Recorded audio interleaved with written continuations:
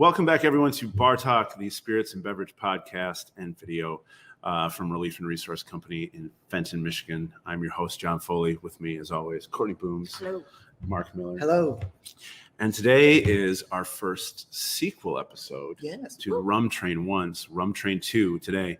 And the reason we're doing, I think, a whole series on this kind of thing is because rum is just a never-ending conversation, and there's a lot of different wormholes you can go down and a lot of different ways to examine it, because island to island, bottle by bottle, it is a very different type of product. So we're just going to continue the fabulous content that we covered on Rum Train 1, which was very historically based and kind of touched on some just really classic cocktails. Go a little bit deeper today. But as always, I am honor bound to mention our production team at iLogic Media. Thank you, as always, for helping us put on these episodes. And those who are listening, please check out the other content. Actually, probably especially right now, because if you're a fantasy football person, this is basically draft week, so you probably want as much of their content as you can get.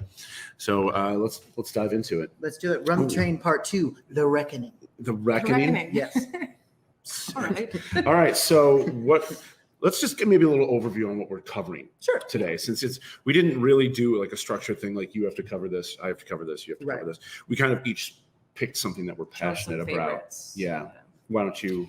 Yeah. What are you doing first? I'd like to kind of touch on the three main historic tiki bars. So Trader Vic's, Down the Beachcomber, and Con Tiki. And I want to do a little highlight on Thor Heyerdahl's Voyage, which was also called Con Tiki.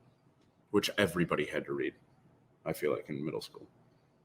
Probably. I had to read Con Tiki I think in middle it's school. a little dated, but maybe. Yeah. Well, I'm dated. Some folks will know what we're talking about. Well, that shit was the hotness in the 90s. Yes. For middle school. And I'm going to pick what I decided to talk about mostly was Rum Agricole. Specifically the stuff in Martinique, but Rum Agricole in general, fresh pressed cane juice rum, which is not as common as you would think. So it's a really specific avenue in terms of rum discussion, and yields rums that produce like really, really cool flavors and very different flavors. So we're going to be talking about Martinique and Haiti for the most part on my side. Excellent. I chose to do Jamaican rum. So in comparison to Rum Agricole, Jamaican rum is generally all molasses distilled. So it's a little bit more kind of like sweeter inherently. And actually in Jamaica, they're not allowed to add any extra sugar to it. So it's all natural. So. Yeah. And it can also produce rums that are really, really funky. So it'll be fun to talk about the differences between those and these. And then we have a bit of a surprise later on in the show, because the influx of new product and the scheduled recording for this particular podcast really kind of came together nicely. And we've got some cool new rums that none of us have ever tried before. Yeah. It should be fun. You want to lead us off? Oh, Courtney, sure. do you want to go rum, bars, rum? Start with some history and then go into flavor profiles and Okay, so you want to go production first? and things like that. Let's If you take it, all If right. you don't mind. Hell yeah, rather run it. So for people who know a little bit about tiki history in general, there was a huge proportion of explorers heading out into the Polynesian islands as they become more like well known, and people hear about like all this really lush, exquisite island life and like all these different native birds and plants that were like never seen before, and that the islanders are really carefree, like loving life and living out there as if it was the proverbial, where Adam and Eve are from. Eden. The proverbial Eden. Garden of Eden. It's been a minute Yes. since I went to Yeah. catechism. Sorry about that.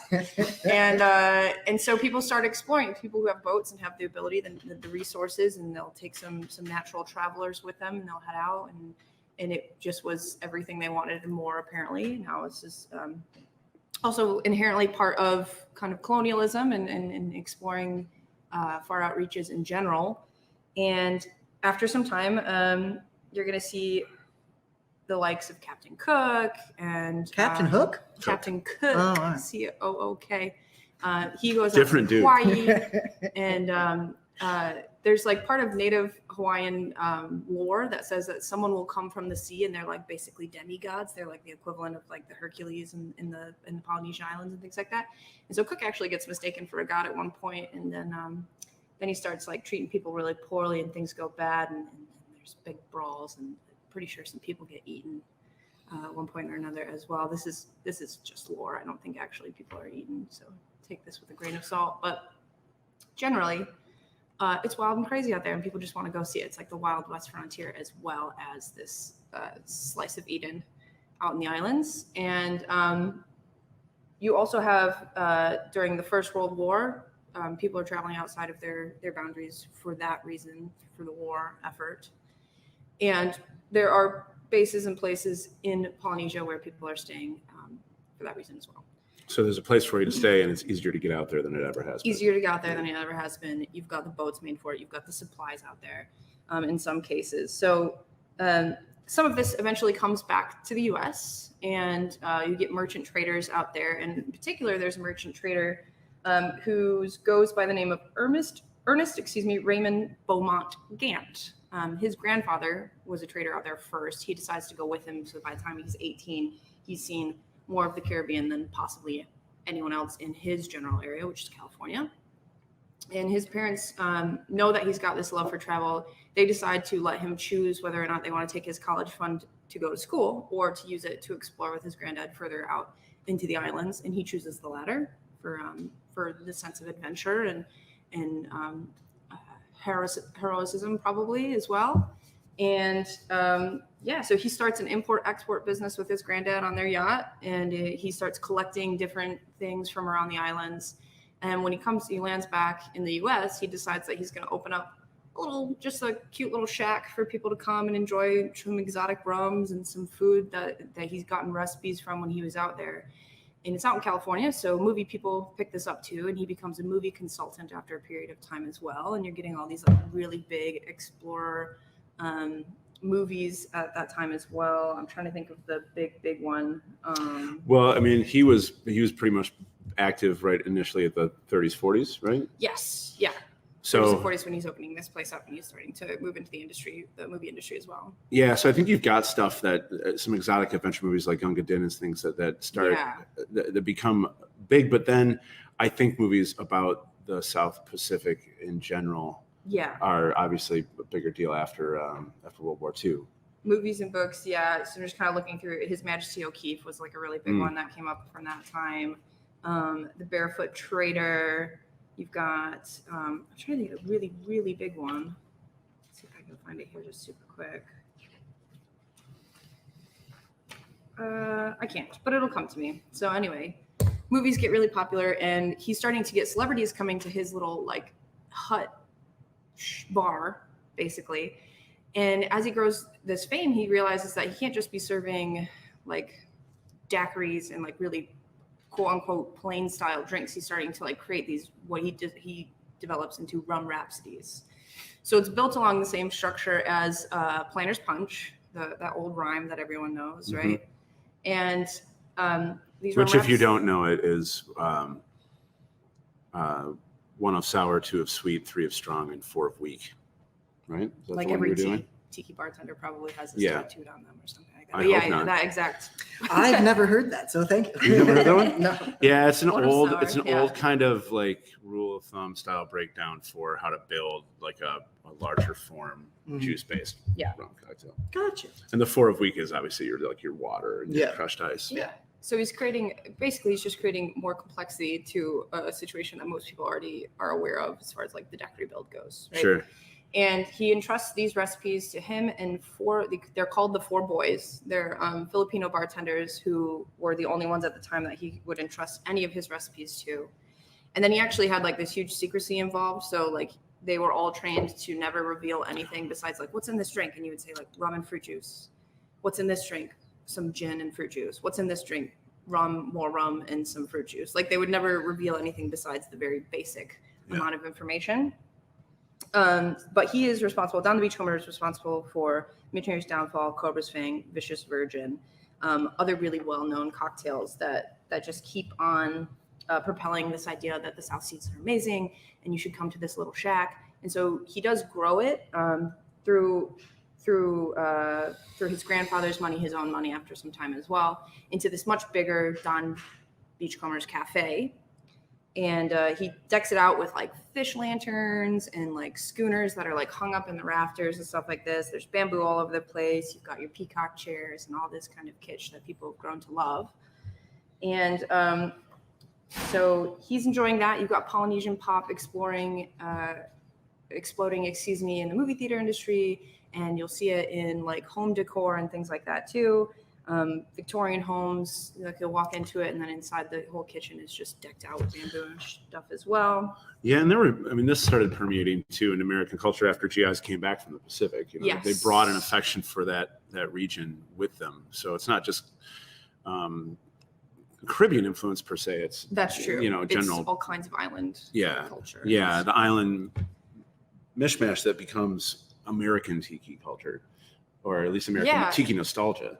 I think I remember reading, not from this. By the way, I'm looking through the book Smuggler's Cove by Marc and Kate and his wife Rebecca. They both did a fantastic job in kind of summarizing the tiki pop culture. I've got some other books too that I'll show at the end of it maybe, but their collection, I do remember reading, if it wasn't from this book, it might have been from another book, that GI is like the only good thing that they took with them from the war was like the extensive exploration and this like little island hideaway and stuff. So when they brought it back, it was semi-Americanized. So like the original tiki god was like, for a lot of Polynesia, their history was oral tradition. And so if you didn't know the guy who told you the story, then your granddad did or something. But a lot of the stories would get kind of correlated into physical objects. So instead of having like a specific great-great-granddad that you can reference, you say this rock, this physical structure was where we originated. And so like tiki's gods and totems and things like that, they get like the first man lore attached to them because it's that physical reference that you say, oh yes, this is the oldest thing that we have in our history and it's related to us and how things came about. So it's a much more specifically religious item than it became Americanized, and it's less religious and it's more of like a Bacchus god.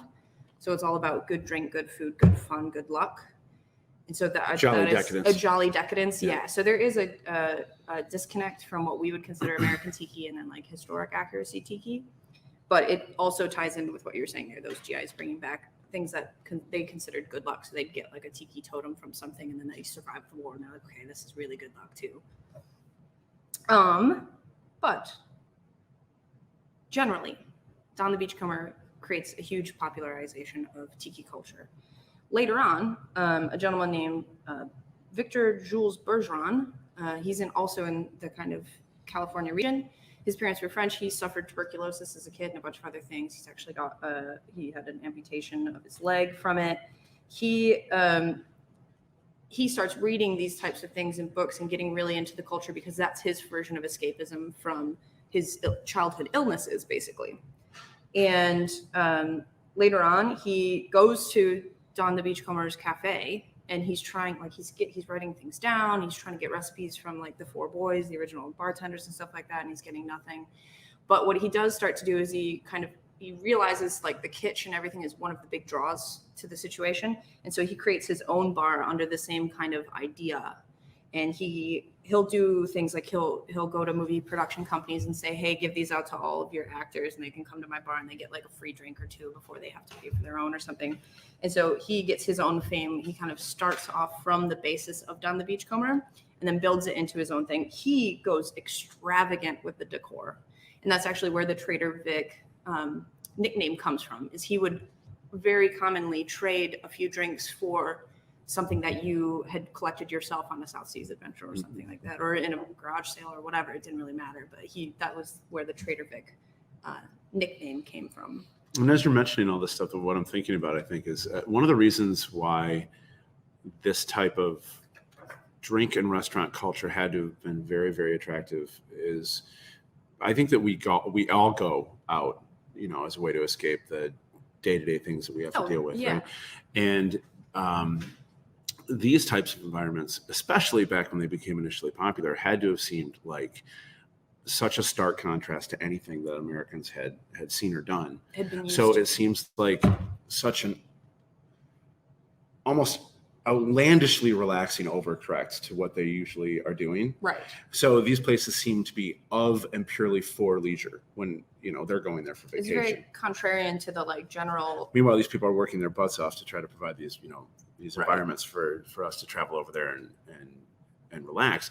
But I think the warm weather coupled with all of the general decor and the contrast that it was for normal Americans, it had to have seemed like the ideal, most relaxing Well, they've been rolling environment to be in. Yeah, they would have been rolling right off of Prohibition, and they would have had a really heavy kind of Christian concept of society. And then Polynesia didn't really care about any of that. That was not part of their culture. And so when they started bringing some of that back, they would wear like loose shirts and like unbuttoned and stuff like that. And it'd be very, for a while, I think there was a stark contrast between those who enjoyed tiki culture and those who were like, oh no, that's not for me. That's I guess not American to me. It's the earliest example that I can think of pure restaurant escapism.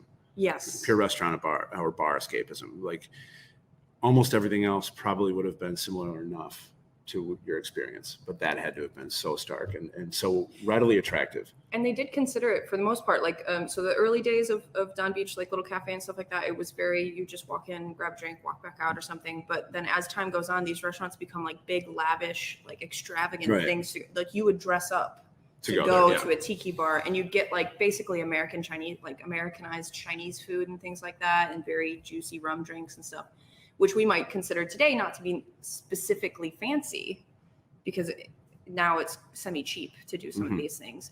But at the time, it was lush and extravagant. Such a contrast, you'd have like huge facilities after time goes on. They'd have valets, and you'd get like the coat check. It was like old school, very high class situation. So back to the boys and Beachcomber. I remember reading that some of his mixes, even Don's Mix 1, Don's Mix 2, like these kind of combined syrup mixes or combined juice and syrup mixes, things like Flornum, were actually produced at a separate facility, like basically like a commissary. Yeah. And they would go pick them up. And so even the people using them didn't know exactly what was in it. They just knew it was like Mix 1 with Spice 6 plus fruit juice Mix 4, like whatever it was together. Yeah, that is true. And that kind of leads or segues into Jeff Beachbum Berry, which was mentioned in the last Rum episode very briefly. But he is a modern tiki historian who literally like went around and collected all these different recipes, either from like finding them on the side of a glass in a thrift shop, just coincidentally that was still existing, or after some time went on, if some of these original bartenders passed away, he might reach out to the families who were a little more willing to give them their archives. And their archives might be exactly what you're talking about, like Don's Mix 1, but then he'd go and he'd look through other recipe booklets and see where it can kind of get broken down from the other drinks. You can track some of that stuff with receipts too. Yes. What they were buying. Yeah, so the book I have here is his grog log. He's got like 3 or 4 other books too, but this one literally you can open it up and it will give you the drink name, the drink build, and then down here it will have like a little history, including where he found it or where the original drink was created. It's a good book. Definitely pick it up if you're into tiki stuff. Let's hear about Guys on Refs. Guys on Refs, yeah. So Don and Trader Vic have the same kind of vibe going on, but one of the gentlemen who creates the American popular tiki culture is a gentleman. He's Norwegian, named Thor Heyerdahl. So, yeah. I swear, because I read this in middle school, I will remember Thor Heyerdahl's name for the rest of my life. Yes. Yeah, so there's a lot of movies. He's like a little skinny guy, too. Movies, books, documentaries. Yeah, all based on his travels. So that's what John's referencing in some books that I don't remember reading in middle school, but I do remember reading in general. And his dad was a brewer. His mom was a master librarian, and he was an avid hiker, explorer, book writer. When he was a kid, apparently he had a dog that was like half wolf that he would go like hiking up in the Norwegian mountains with and stuff like that. Yes. So over time, he met a guy named Bjorn Kropelian, if I'm pronouncing that properly. He was a wine merchant who had visited Tahiti during the First World War, loved it, went out there. He ended up marrying a chieftain's daughter, apparently, and he lived out there for a good period of time until the 1918, the Spanish flu hit the island, and about half of the population died, including his wife. So he returned to Oslo and donated his collection of Polynesian books that he had gotten there to the university. That's the same university that Thor was at the time. He befriended the man. And then over time, he decided that he would take a journey out there. So he does he takes a coat out there, another Oslo University student. They get married and they head out and they live native style. They go to Tahiti and they leave everything else behind and they just decide to like adapt to their culture, so to speak. And he notices non-native plants like sweet potatoes out there. He knows that sweet potatoes are originally from the Americas, so he devises this theory that South Americans were the first to actually travel across the sea and reach Polynesia, and that's how those plants came there. There were other non-native plants like flowers and things like that too, but that was the one that he specifically decides that he's going to try and travel from Peru, because it would be the closest direct current line from South America to Polynesia. So he starts there and decides that he is actually going to build a raft from classic blueprints, I guess Elements, you'd say. yeah, Elements. He'd use classic tools so that he's not using anything modern in that regard. He takes a small crew with him, and they actually do make the trip. There's a couple times where they have to get like saved, and then they kind of restart, but they do end up completing the trip. And he therefore decides that it was possible. That his theory is at least proven in this regard. He also uses things like the Easter Island heads. He decides that some of those are very similar to other deities, figures, and godheads in South America, and that they kind of cross paths, and that it's slightly different. There's another point that he says he found a deity in Polynesia that has facial hair on it, so like a tiki with a beard. And he notices that most Polynesians, it's a little bit harder for them to grow any type of facial hair, and he concludes that that is also because it came from South America. So this is a guy from Norway whose father was a brewer, whose mother was a librarian, who traveled all over the world and was really into like totemic gods from other cultures, and building things out of raw materials and tools. Yeah. So this guy, 80 years later, is in like a metal band, right? No, he's in like a Norwegian metal band. Like he doesn't build a raft. Yeah, because but it would have Thor, already been or done. probably pronounced Thor Heyerdahl. That would be a dope metalhead band That's name. probably already a metal band. I would have to guess so. Yeah. We'll find out right after the show. So I will say that, so he thought that South Americans traveled to Polynesia, and he tested the theory. He did definitely have that kind of colonial idea, though, that he thought that it was a white man that traveled, like during Columbus days, someone from that vibe went into South America, and then they all were like, oh, this godly white man, so that they created a bearded figure based on them instead of like a native South American. Right. So that's, even though it's still in some circles, it's basically proven the reverse now at this point. So Tor... A for effort, though, Tor. Yeah. Tor traveled from Lima, Peru to the two Wamado Islands in French Polynesia, but years later, a Micronesian master navigator, and this is in 1976, Hawaii, all that Polynesian pop culture was starting to dip down again, so Hawaii actually hired him, this Micronesian master navigator, named Pius Mau Pielog, I think. I'm just going to call him Mau. You boy Mao. Yeah. Micronesian. He's one of 6 master navigators in the world at that point. Now he taught some other guys. How many of them there's could there be? Yeah. Seems like a very niche. Literally all of these guys are hanging out in one room right now. They've got a club. They're chilling. It's very, very leather bound. I think I read that everybody's wearing ascots. He was really quite old at this point already. And well, so then they got a picture of him on anymore. the wall. Then he's there. I think he died in the They all wear like monocles. early 2000s.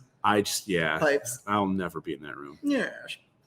Good for them. The League of Extraordinary Gentlemen, Sean Connery's scene where he's just sitting like that version, but with pie. They filmed that. They filmed Yeah. that at 2 buildings for a lot of it, right across from where I was going to school when I was in Prague. Oh, dope. Wow. We look out the window and see like That's a Connery lovely down there. At and the it's very like, cool. beginning, Lovely and like sidetrack that, conversation. they filmed it in Prague. Oh, they filmed a chunk of it in Prague. Yeah, they also were filming XXL in Prague when I was there too. I don't know what that is. It's a Vin Diesel movie. Was Ice Cube in it? Also, I don't like, remember. So Triple X is the movie you're thinking of. Is it Triple Oh, X? that is, Yeah, it's Triple X. Yeah. Whatever, I never saw it. I heard it was But stupid. I think the second, so I think Vin Diesel was in the first one. I think the second one was like Ludacris or something. That's fine.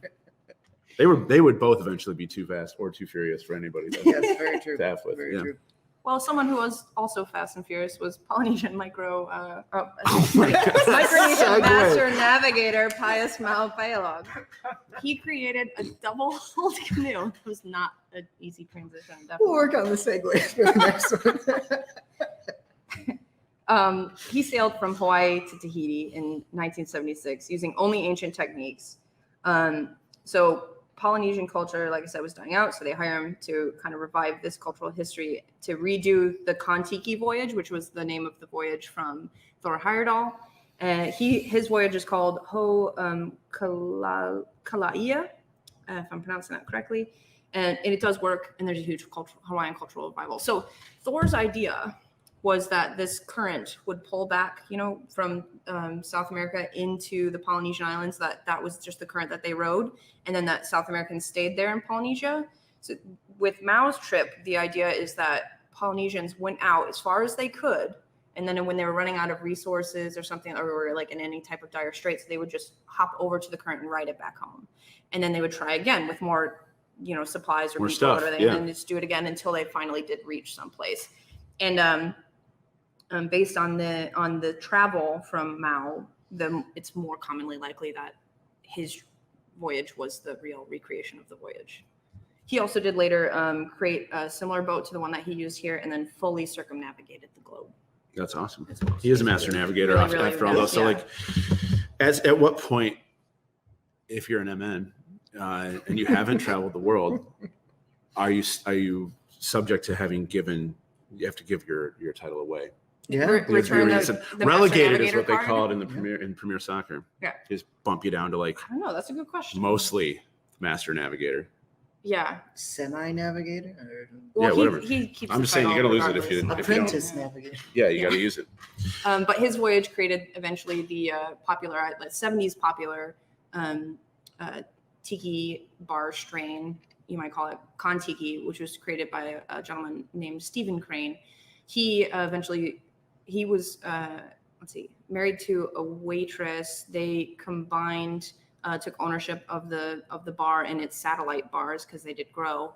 And then during the divorce, he lost it to her, and she sold it off to a chain of hotels. So there's bars called the Luau or Kon-Tiki in like several Sheratons across the world, that people got to relive that kind of Hawaiian or Polynesian culture again. Beachcomber lost part of his stuff to an ex-wife too. He did also, so prenups. He had to kind of like start Yeah. over again, basically, Yes, he because he did, lost so yeah. much to his ex-wife. They Well, are then he cruel just- and fickle mistresses. And then after Well, time, he sure. just lived in Hawaii and like was a Well, he proper was on a beach bum. boat for a while Yeah. too. Like he was just basically living on a boat. Yeah. Kind of like Like Andy in The Office. no, I was thinking of who's a Scientology guy. It was just like living on a boat so nobody could find him.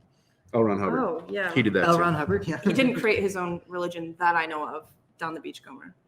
L. Ron Hubbard did. He did. Down He the did. Beachcomber did It's not. true. It's true. I will mention too before I pass along that the other book that I used for the majority of my information is by Sven Kersen and Tiki Pop. Super good. It's in 3 languages. You should totally get it.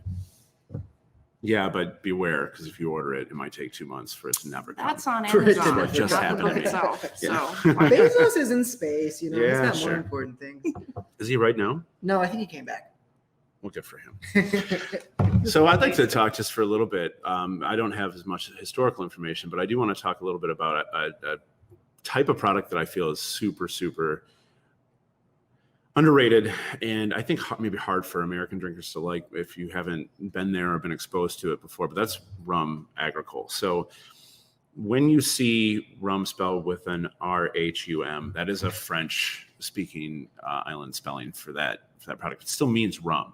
But what it also means is, I think, what it almost always also means, unless you're just doing it for style, but it means that that particular rum is Rum Agricole, and that means it's been produced from fresh pressed cane juice only, so no molasses. And it's typical of the island of Martinique, but also Haiti and Grenada and some other of the Guadalupe Islands, but mostly your French-influenced islands. RON is also another spelling for rum, but that would refer to Spanish style. Ron is usually a Spanish reference to the word rum, or word for the word rum. So Agricole, I mean, I first discovered Agricole because I'm in the industry, because it eventually just kind of crossed my desk. It's not as prevalent behind bars here. You don't see traditional Martinique or Agricole style drinks made as much in bars as other classic tiki cocktails like Mai Tais and Zombies and Scorpion Bowls, etc. So you kind of have to do a little bit of work to find it. But it creates rums that are very, very different in flavor and very different in style, truly earthy and very of the place where they come from, and much less sweet. Yeah. Dry. They've got some more kind of like alcohol burn to them. Alcohol, like yeasty esters Yeah. and Lovely grassy note. yeah, I was just gonna say grassy, earthy flavors, and they can be wildly different whether or not they're aged, and wildly different determined on based on proof, which I'll talk about in a second. But really, why you see these rums start to come about in the first place is that in the early 1800s, beet sugar was replacing cane sugar as the prominent sugar source for the world, and that drove sugar prices way down. And a lot of the producers on the islands that were producing cane sugar were deeply in debt, so they had to supplement their production somehow. And all of a sudden, you had fresh cane juice available, so you made rum. If all the sugar to the world was coming from beets, you had to do something, so you made what else you could from the sugar. So they didn't have to use molasses anymore; they just used fresh pressed cane juice, and they made agricole rum. I think what's interesting to me as a student of wine is that Martinique actually has an AOC. It has Appellation Contrôlée. So you have origin contrôlée, excuse me. So you have the same regulatory oversight for wine as you do for agricole rum from Martinique, which is fantastic. So you have all these ways that it's made that are specific to Martinique, specific to the process that create that very, very distinct brand, same as you do for Bordeaux or Burgundy or Rhone or Champagne. And this is interesting because it only kind of really defines the product in Martinique. It doesn't define the cane rum, pressed cane juice rum category, and it doesn't define rum agricole. It's just about the rums in Martinique. And they're always distilled to 140 proof, and then diluted to either 80 to 110 proof before being bottled. 3 months of aging is the minimum that you'll see on Martinique, and anything older than 3 years is known as rum vieux, or old rum, which we have stuff from. But like the prominent producers you're going to see in Michigan are Rum JM, Yes. which I have their 110 proof white rum here, or Clement. There are 14 distillers on Martinique, but we don't get nearly the product from them that we could. And Clement and Rum JM, I feel, are perpetually in danger of disappearing from the Michigan market because people don't buy enough of them. I would say if you're feeling adventurous, they are certainly some of the most interesting and rewarding rums out there on the market to try. But if you only like extra old, dark, super sugary rum, you're probably going to want to stay right away from them. Yeah. I would think. I argue that. But again, that's going back to the fact that, different islands create different rums for different people, I argue that And that's Martinique kind of the is beauty of it. the best Mai Tai using Martinique rum. Yeah. That dry combination with the Oh. orgeat. I don't know if I've ever had I think I would like a Mai Tai with a primary base of like Martinique VO or rum Yeah. and then a secondary of like Smith and Cross Jamaican, Mhm. and then move forward. grassy, herbal, Yeah. funky. But I'll put Jamaican Navy rum in anything. But Yeah. the other primary production region for agricole is Haiti.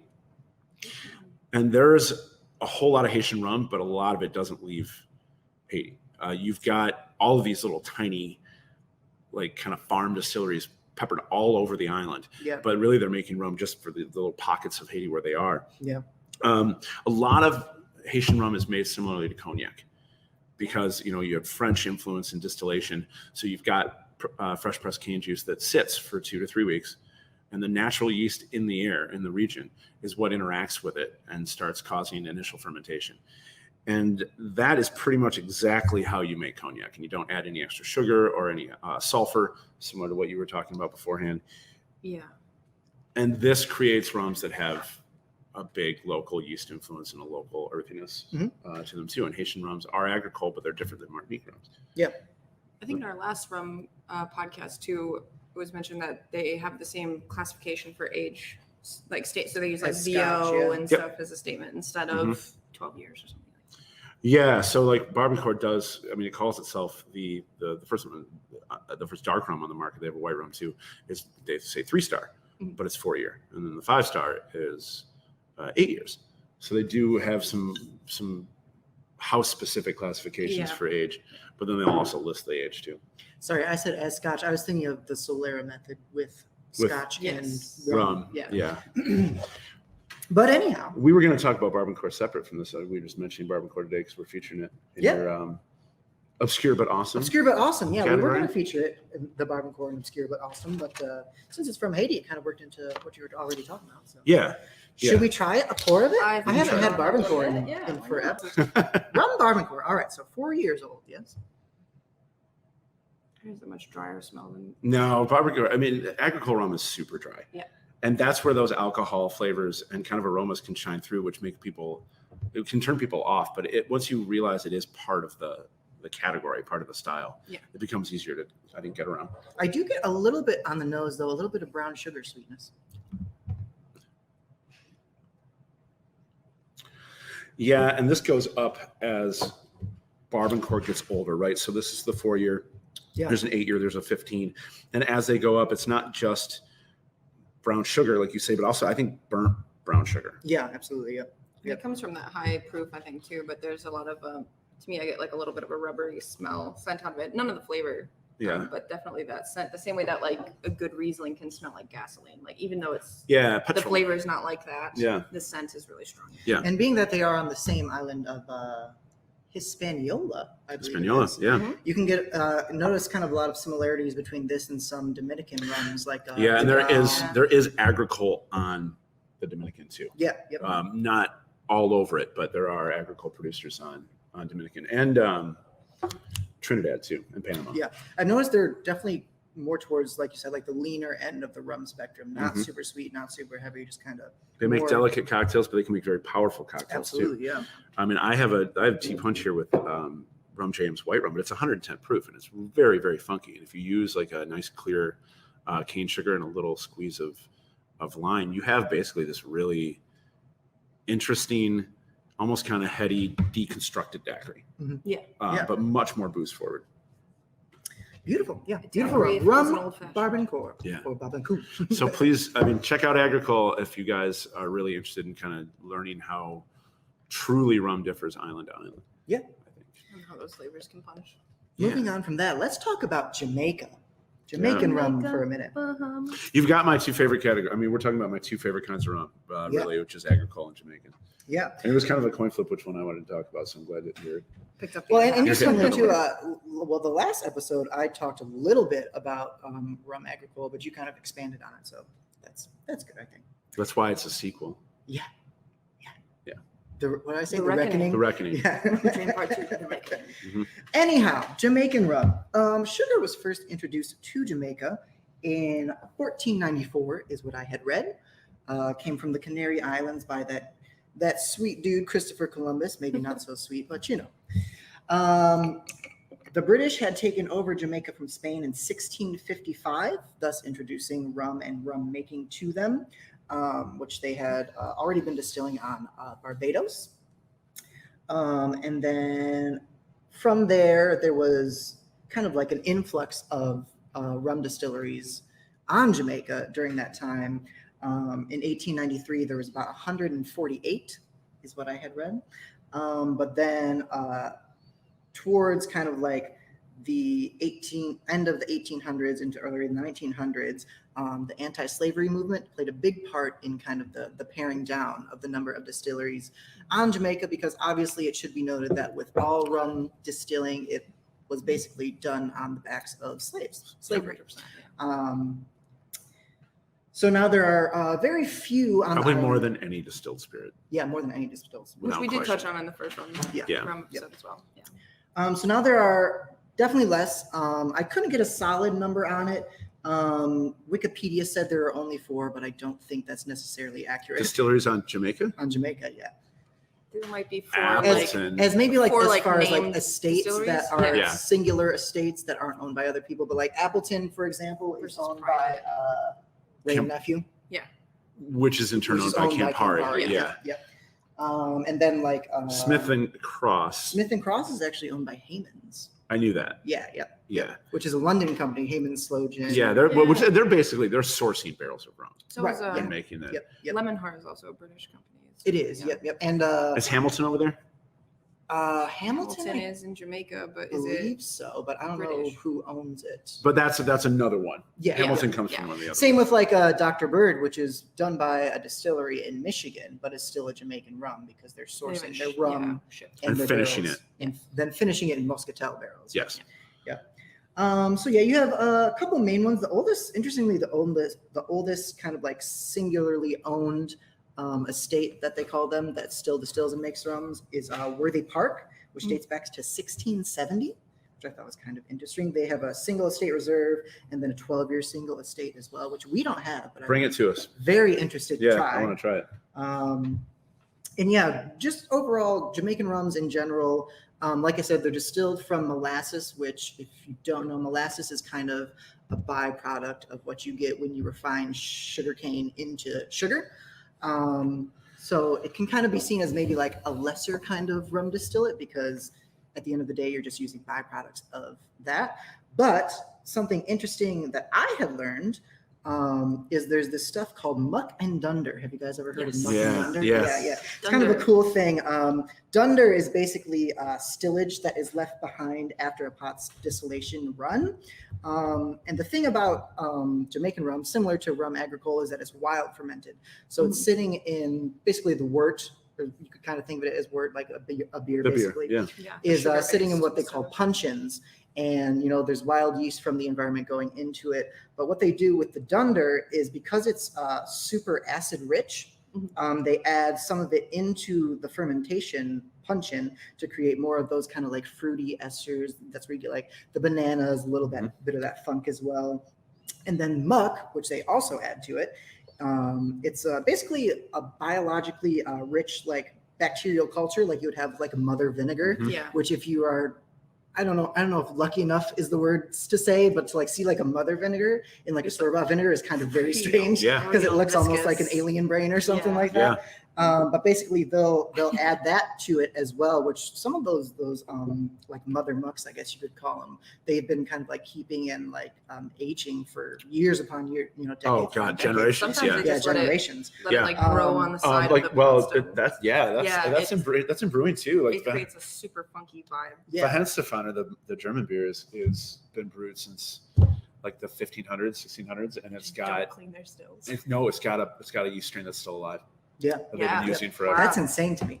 Super cool. Yeah. And so basically what the Dunder does is it creates more of the esters you already have in the fermentation stage, but the muck, it adds new and interesting esters into it as well to add more kind of, you know, just funky flavors to it. Like I said, Jamaican rum is probably the funkiest of all styles of rum, very earthy. You can get caramel, banana, coconut, like super versatile in cocktails. What do you guys want to try? I got a couple over here. We got Ray and Nephew, which is an overproof. We got Appleton Estate, the 8-year, or your favorite, Smith and Cross. Yeah, I mean, what you want to go with? I don't really care. We're gonna go Smith and Cross. Smith and Cross would be the pull for me. All right. Well, this pour and these tasting notes will be brought to you by Muck and the Dunderettes on tour next summer. Should we just do a sub-consulting group for awesome band names as we go along? Probably, because I think this is like band name number 4 or 5. Yeah, we should keep a running tally. The Skags. All right, the Skags. The Skulks. So Smith and Cross, traditional Jamaican rum.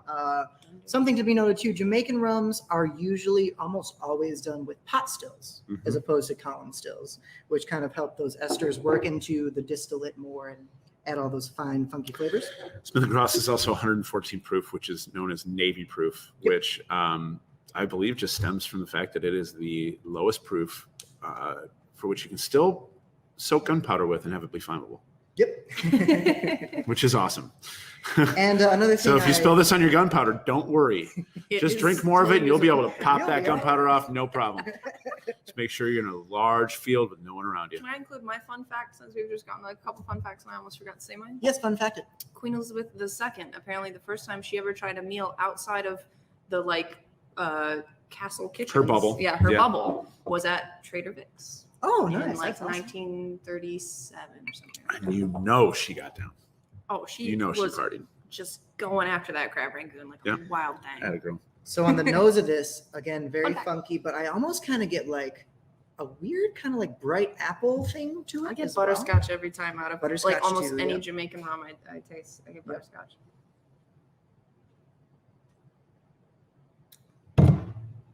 And then on the taste, yeah, that butterscotch pops. Yeah, but still that bright fruity after like a pineapple maybe or papaya Yeah, aftertaste. it's a beautiful rum. Yeah, I like it. See, I like Smith and Cross so much. I've started to define it by not what I taste from it, but the things that it makes me want with it, Sure. Oh, sure. which are almonds and passion fruit and any sort of tropical fruit and pineapple. And I want I- coconut. yeah, it makes me think of so many other flavors because it is so versatile. Absolutely. And you can put a 1/4 ounce of Smith and Cross or a 1/2 ounce of Smith and Cross in a big bill drink, with 10 other ingredients, and you will always taste Smith and Cross in it, Yeah. no matter what. And probably the last thing I have to say is that if you feel like you are unfamiliar with Jamaican rum, you're probably not, because Myers dark rum and their white rum are both Jamaican rum. Those are two Sure. really popular. And rums, you can pretty much any liquor store you go into is going to have Myers rum. Yeah, not to disparage Myers, which is not a poorly made product. However, if you're going to take this podcast's advice, I think that I can speak for both Marc and Courtney. Spend that same money on Appleton Oh, absolutely. and yeah. go drink that. Yeah. Yep. Appleton is a really, really great example of rum that is fairly well known, that will 100% overperform for the price every single time. It's just fantastic. Yeah. Yeah. And if you got the coin for it, their 21 is dope.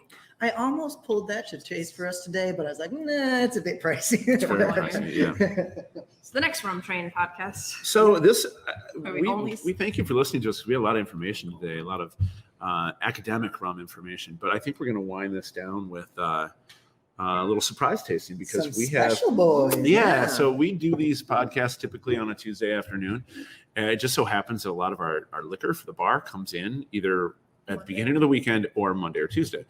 And I had ordered these, they were allocated bottles, and I had kind of gotten them a few weeks ago and then forgot they were coming in. But all this stuff is from Plantation. It should be mentioned that Plantation is a rum Conglomerate? Yeah, well, it's a rum company owned by Pierre Ferrand. So Pierre Ferrand, Maison Ferrand is the big company. They make cognac and they make curacao. They also make Citadel gin. And they source incredible rum from all over. And then they double age it in French cognac barrels. So they've been able to build, I think, as much of a name for themselves rum-wise, at least with cocktail bartenders, as they have with their cognac or their gin. Oh, yeah. And they started by sourcing just incredibly affordable, really good mixing rums, like the original dark and the 3-star, 5-star white rum. Pineapple. Yeah. Yeah, and then they put a pineapple rum on the market that was really good. They put an overproof rum on the market that was really good.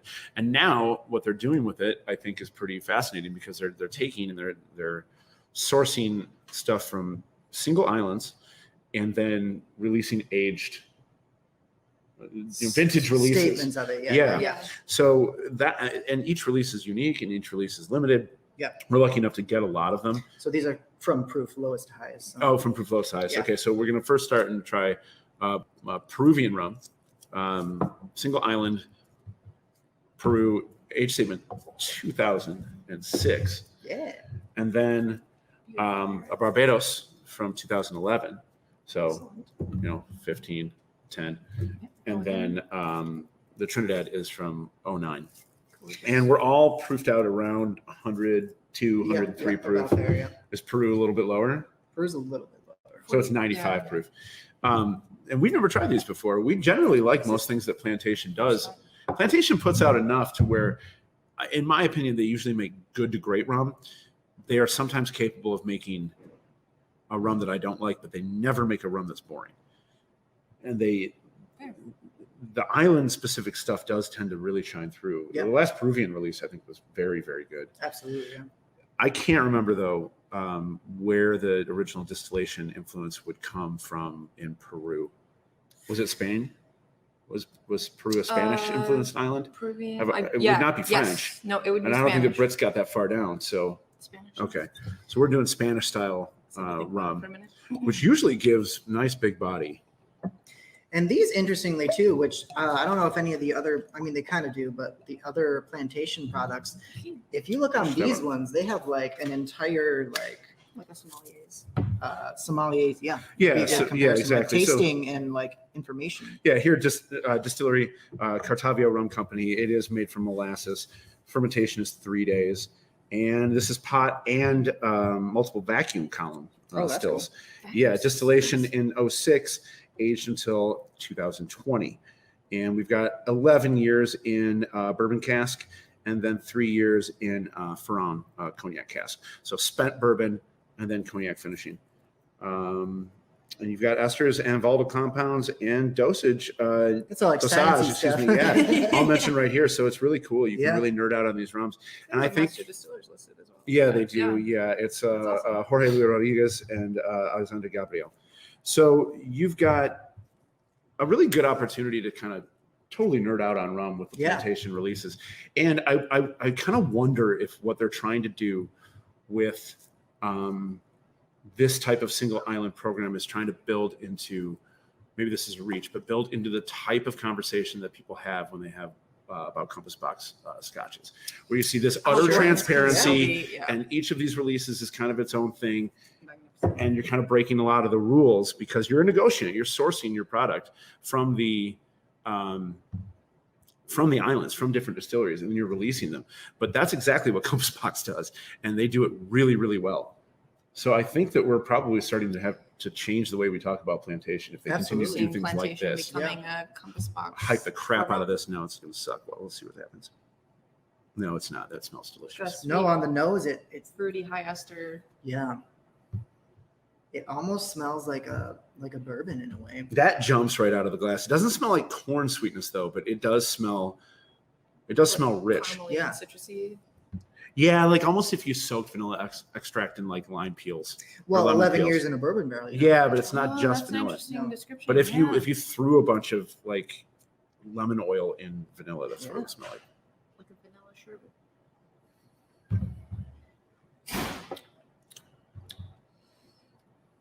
Wow, very subtle. Yeah, really complete on the mid palate though. Like it wraps itself up in this kind of like this creamy, candied type of mid palate, and then the finish is, I think, pretty nice and lean. Yeah, absolutely. It's lean, but like I taste like an allspice or something like a.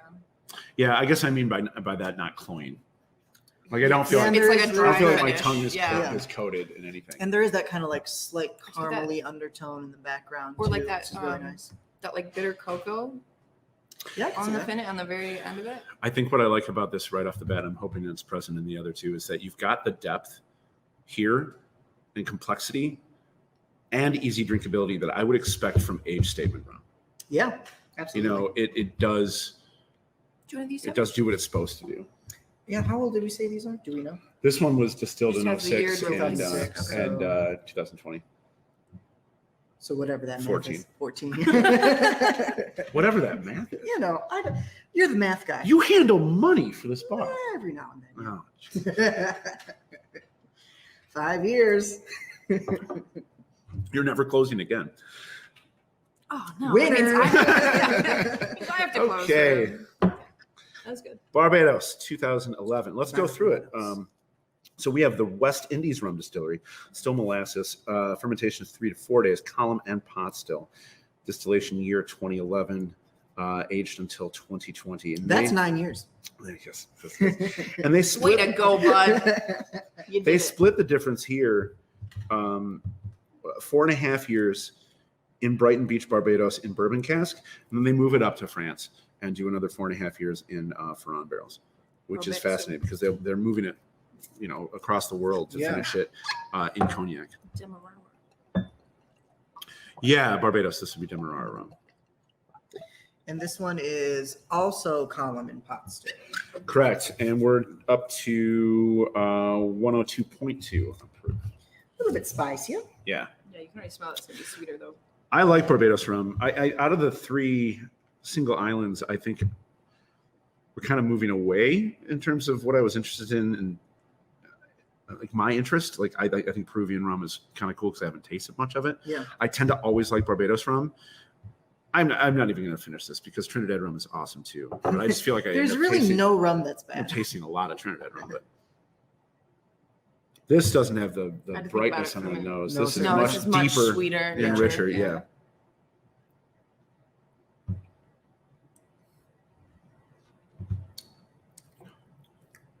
Much sweeter on the palate too. Sure. Very creamy. Very creamy. Very creamy. Yeah. I feel like I just drank some heavy cream, like milk. Ugh. This doesn't I like it. jump around the It's palate the not way the hard. Peruvian No, does. no, It no. sits and has weight. Yeah. Yeah. Yeah.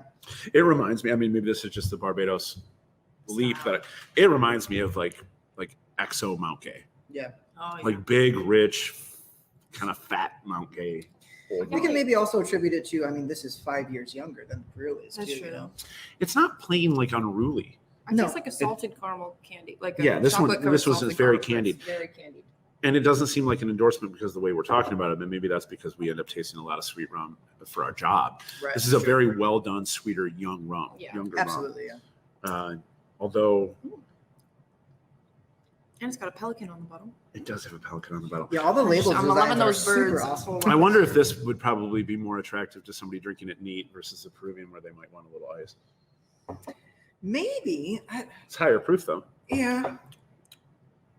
I like I said, don't get me wrong, it's a fantastic rum. I think between the two, I prefer the Peru a little bit. I think it's a little bit more interesting. Yeah. But I think you're correct that the Barbados, it might be a good like intro rum to someone who See, wants but It'd to be this is- fantastic. Yeah. Let's take a For step someone back who wants to though. drink rum neat for the first time. Let's take a step back though and realize what we're doing is total 100% nerd shit, right? So right. Yeah. Personal like, expectancy. all of us like the Peruvian more, Yeah. which means that by how it tastes next to the Barbados, all of you will like the Barbados more. Most likely. And Most we'll of sell out of the you, yeah. Barbados in 3 days, and we'll have this Peruvian in January. But that's what this podcast is about, you know, kind of Yeah. like digging into like intricacies and like letting you guys see how we as craft cocktail bartenders kind of assess spirits Sure, by themselves. Yeah. you know? sure. This like when we would have been doing this off camera if we weren't doing it on camera as well. Let's you say know? we've all got. And we're not weird professional palates. enough on the podcast Yeah. to curb what we would normally say No. for you guys. I Blind mean, truth for y'all. We're basically just doing it the same way we would with a lot less swearing. Well, it was like a couple weeks ago. We were like, "Do we really need to like rein in the swearing on the podcast?" I was like, "No, fuck, 21 and up." It does have a 21 and up. It's also distractingly hard to not swear. It really is, yeah. Yeah. Because you know, Well, it's we're all like we've been in the industry for doing so it your long. whole entire life. Yeah. I'm now to the point where I've been in the industry longer. It's like I've been in the industry longer than more than half my life. Yeah.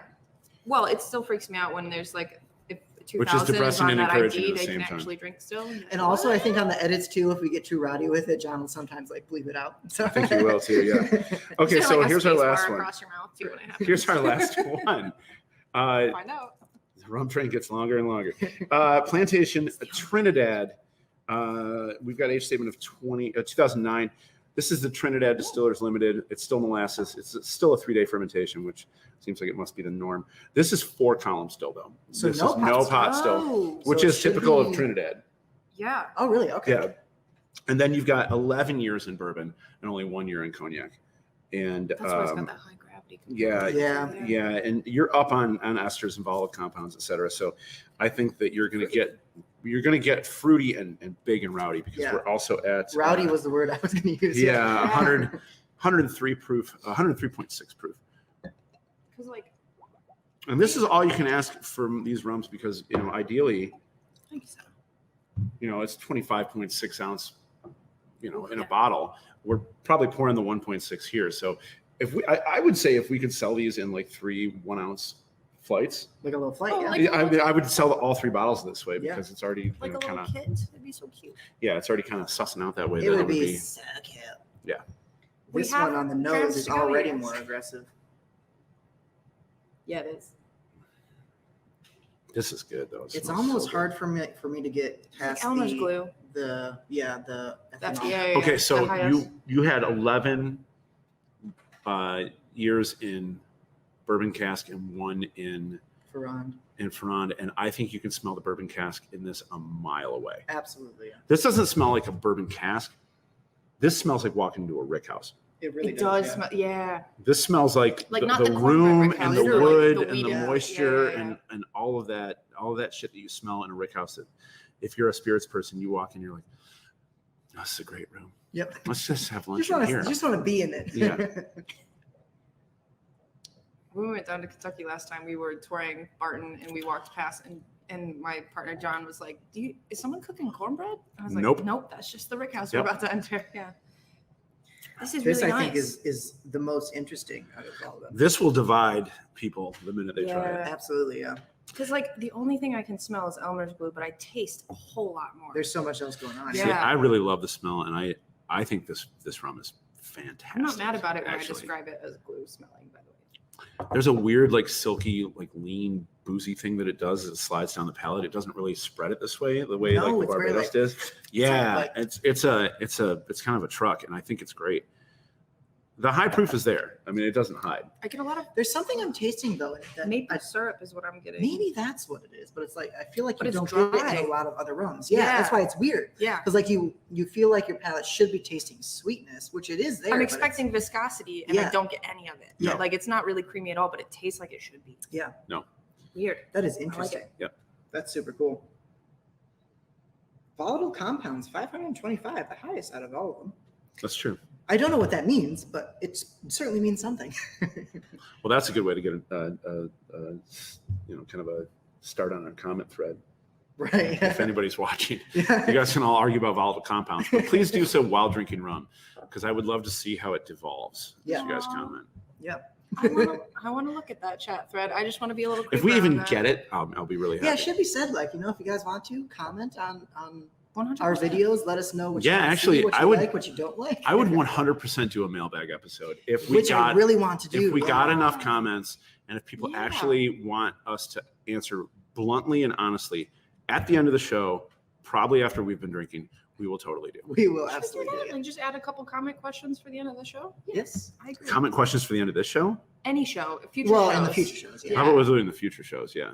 I would like to also state, too, we have two kind of landmarks today. First being, We this do. is our 10th episode Oh my. of Bar Talk. Hey. So cheers to us, guys. Oh, look at the good. Pleasure doing it with you guys. At the Hi, very guys. beginning of this, it was just going to be John and I doing it, and Courtney is kind of like a guest every now and then, but she We're really just stuck adds that. on, she yeah. It adds became that special extremely spice. obvious. Just looped onto all you guys. One I episode love it. in that we needed her to Yeah. be in this as well. Because you don't want to look at our ugly mugs all day. Oh, that's beautiful. And also, too, this will, I believe, be our first official episode that is over an hour long. Hey. Oh, So, All right. Look at us. so we should probably start wrapping it up. All right. Well, get with us for our next episode, which is going to be Muck and the Dunderettes. Muck and the Dunderettes. Yeah, It's going to be a they'll- live Dunderettes stream just of I'll be rocking. playing live, and Dancing behind the them. three of us will just be drinking out of rum bottles and partying the whole time. Yeah. There'll be a lot of lights. It's going to be really great. Or we'll decide at the last minute that maybe we don't have the budget for Muck and the Dunderettes because they don't play for cheap, and we No. will get them at another time and just do a normal old Bar Talk episode. Insanely expensive fictional band. Oh, they'll be real by the next episode. Oh. Thank you very much for joining us. We love having you. We love having you listen to all of the nerdy things that we have to say about booze. For Courtney and for Marc, Bar Talk episode 10. See you next time. Cheers, guys. Cheers.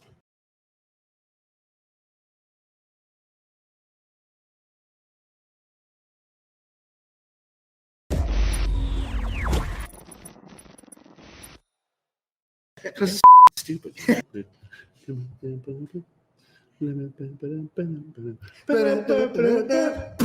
Oh, fuck.